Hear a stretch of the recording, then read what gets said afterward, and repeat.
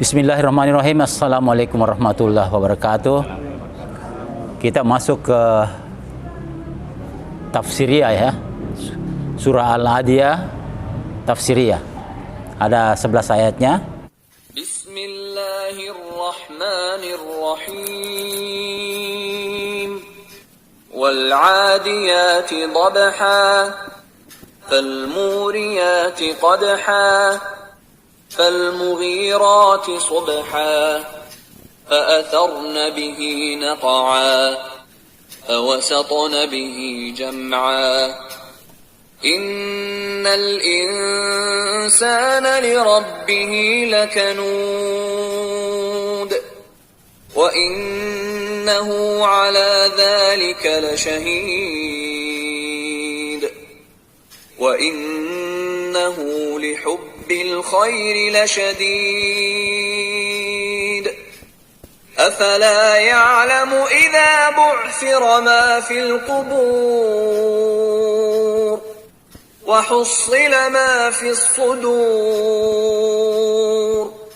إن ربهم بهم يومئذ لخبير. Dan kami minta kepada teman-teman, mungkin ada yang bisa memberi penjelasan kah atau pernyataan atau apa tentang surah ini. Barangkali siapa yang pertama? Tafadhal. Assalamualaikum warahmatullahi wabarakatuh. Waalaikumsalam. Kali ini kita telah mendengarkan tadi pembahasan secara lafaziyah surah Al-Adiyat. Al-Adiyat yang menggambarkan kuda yang berlari kencang. Kalau di sini yang saya tangkap ini itu penyerangan di pagi hari. Ini sama dengan inspirasinya ini serangan fajar ini. Serangan fajar, biasanya serangan fajar itu memang sesuatu yang sangat penting sekali untuk ditaklukkan. Artinya musuh-musuh ini musuhnya terlalu kuat sehingga dia menyerang di subuh hari, di pagi hari. Cuma ada pertanyaan gitu. Ini kan tidak dia tampakkan itu musuh-musuhnya, itu siapa itu musuh-musuh yang di tengah-tengahnya itu dia. Ya, untuk pertanyaan sementara itu, siapa sebenarnya itu musuh-musuh itu? Ya, ini menarik ini berkaitan dengan pertanyaan Pak Nasir, karena tidak dijelaskan tentang musuh. Hanya dijelaskan pihak pasukan itu yang berjuang. Jadi di sini adalah penggambaran tentang suatu perang di mana kalau perang itu adalah masing-masing pihak berusaha sekuat-kuatnya, berusaha sebaiknya. Nah, tapi di situlah terletak bedanya. Ada yang berperang itu karena Allah, ada yang berperang itu karena tagut atau karena kepentingan duniawi. Nah, ini nih. Ya. Nah, penggambaran di sini kan hebat sekali ini Quran ini. Itu kuda ya. Kuda itu kan dia berlari kencang mengeluarkan suara. Nah, sekarang ini kan pesawat tempur. Pesawat tempur juga mengeluarkan suara. Kemudian kuda itu memercikan api. Kita lihat saja itu pesawat tempur, begitu dia meluncur maka api keluar itu. Ya. Kemudian debu itu di sini kan sama dengan asap. Nah, asap itu kan partikel-partikel halus itu. Jadi pesawat itu kan rata-rata itu mengeluarkan. Nah, jadi itu penggambaran perang di tempo dulu, bisa juga perang zaman ini dengan pesawat tempur yang menerbangkan debu, mengeluarkan asap, mengeluarkan api dan gemuruh. Misalnya, itu kan itu penggambaran perang itu. Nah, kemudian Allah masuk di sini dengan sesungguhnya manusia itu tidak syukur. Jadi perang terjadi itu karena memang membela agama, karena Allah, tetapi ada juga perang itu karena ketidaksyukuran. Artinya ingin menguasai, ya, ingin menguasai pihak lain, ya, itu.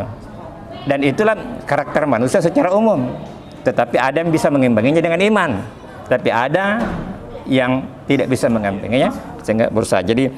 Jadi perang yang terjadi itu tidak digambarkan musuh karena itu mungkin bersifat umum. Ya.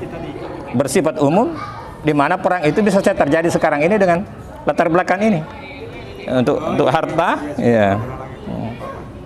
Kemudian Allah mengingatkan, tidakkah dia tahu bahwa akan dibangkitkan? Artinya apa? Akan dipertanggungjawabkan.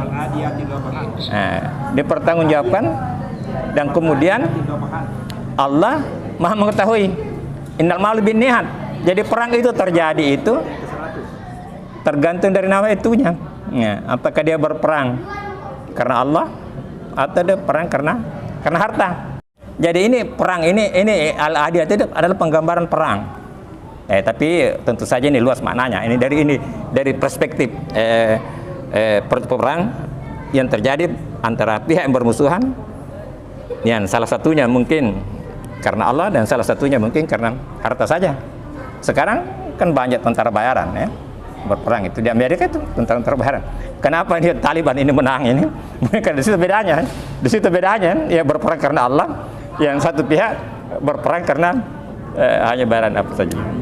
Ya, jadi itu dari sisi dari perspektif tentang terjadinya perang, dan berkaitan dengan pertanyaan Pak Nasir, kenapa tidak dijelaskan kepada musuhnya? Karena ini mungkin bersifat general. Nah, artinya penggambaran suatu di saat itu yang bisa terjadi di zaman ini dengan ciri-ciri tadi itu, gemuruh, keras bunyinya, mengeluarkan api, mengeluarkan asap. Ya tuh, ya di pagi hari, di pagi hari. Di sini ada pendengaran di pagi hari, artinya cepat, kecepatan. Jadi perang itu memerlukan kecepatan. Nah, subuh adalah sesuatu tindakan yang cepat dalam persaingan, termasuk pemilihan. Ada kan serangan fajar, jadi gerakan yang cepat mendahului gerakan lain.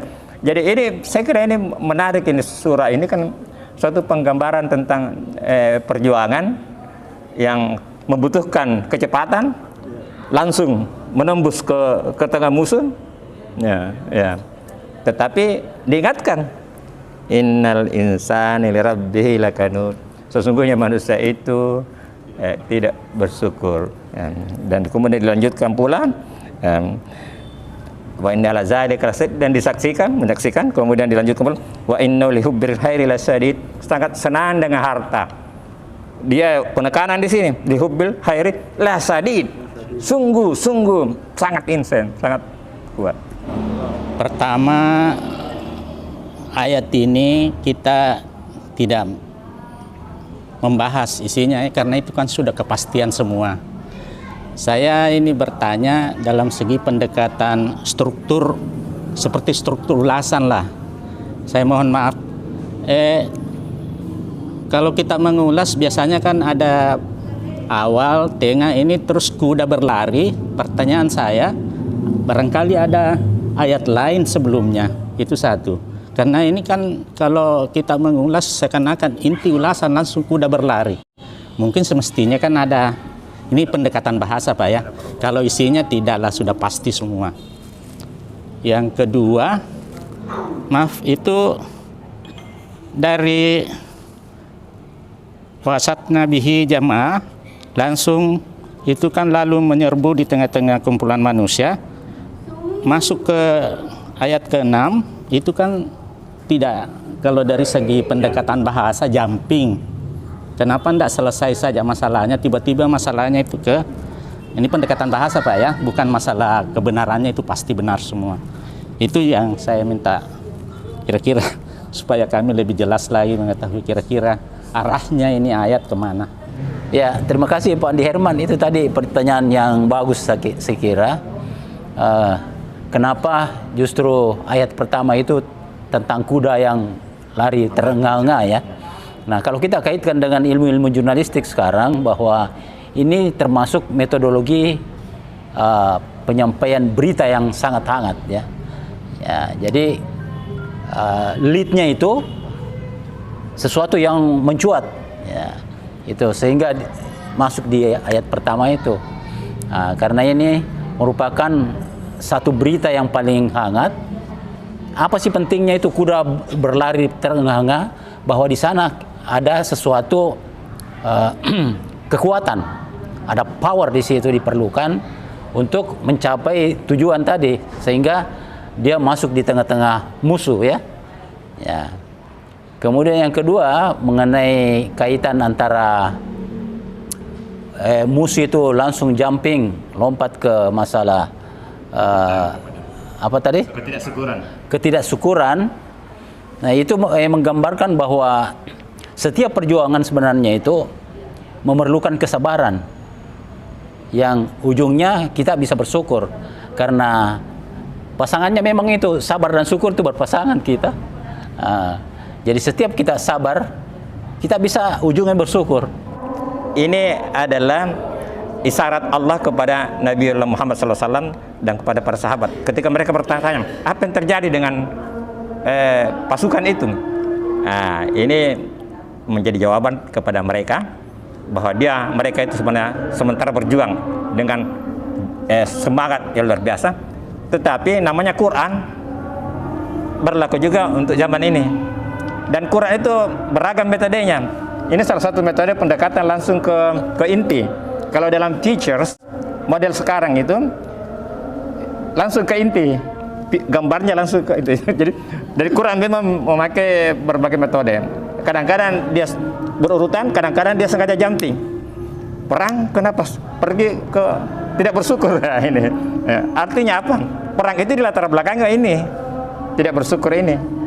Dan perang itu membutuhkan kesabaran ya, betul. Ya. Jadi itu. Jadi memang Quran ini berbagai metode. Jadi berbagai metode dia gunakan. Ya. Ada yang sangat buruk seperti Al-Fatihah itu buruk, tapi ada juga yang kesannya seakan-akan jumping. Tapi itulah hikmahnya, membuat kita berpikir. Jadi tadabbur Al-Quran dimulai dengan pertanyaan, why, mengapa? Jadi kalau ada pertanyaan mengapa, itu bagus sekali. Sebab kita punya keinginan untuk mentadabburi. Apakah itu ada melalui inspirasi atau kita dapatkan dari sumber lain.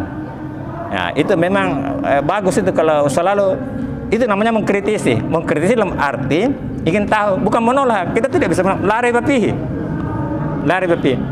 Tetapi kita berusaha untuk memahaminya lebih lanjut. Ya, terima kasih.